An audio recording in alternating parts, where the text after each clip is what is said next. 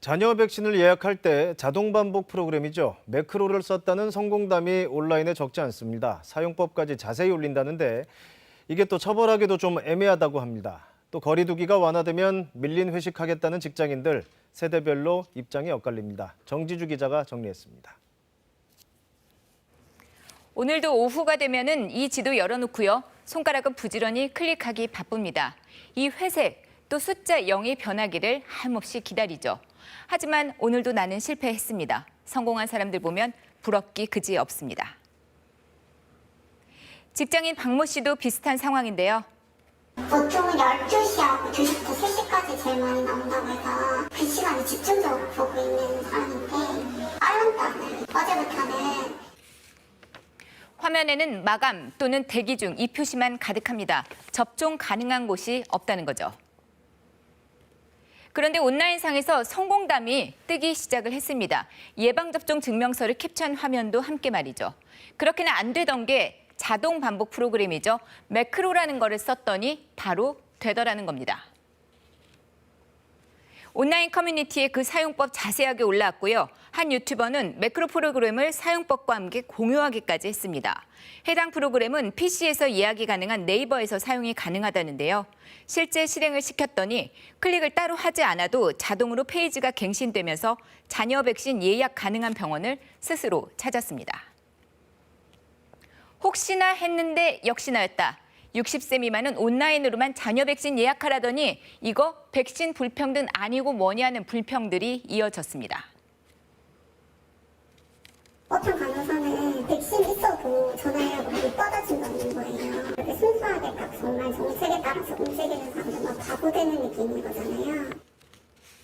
방역당국은 스마트폰 같은 모바일 앱을 통한 당일 예약은 매크로 사용이 불가능하다.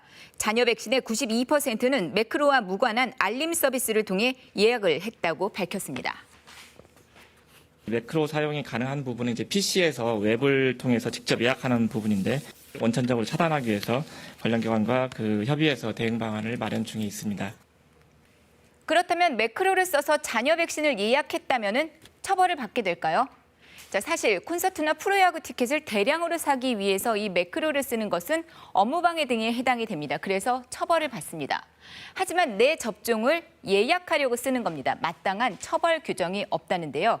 다만 시스템 운영에 장애가 생기는지 여부를 감안해서 불법성 여부를 판단하겠다는 게 방역당국의 입장입니다.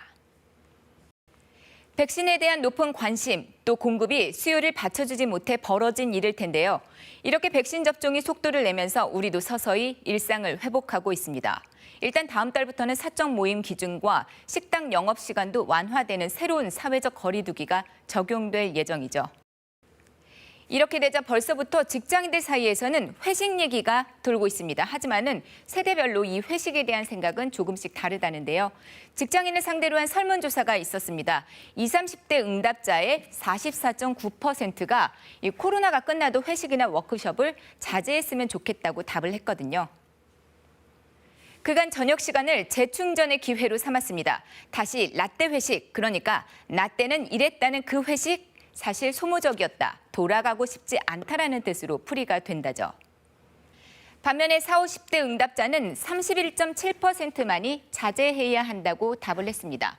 이 회식이 부활하면은 후배들에게 술 한잔 사주면서 유대감을 쌓고 싶다는 분들이 많다는 얘기를 하는데요.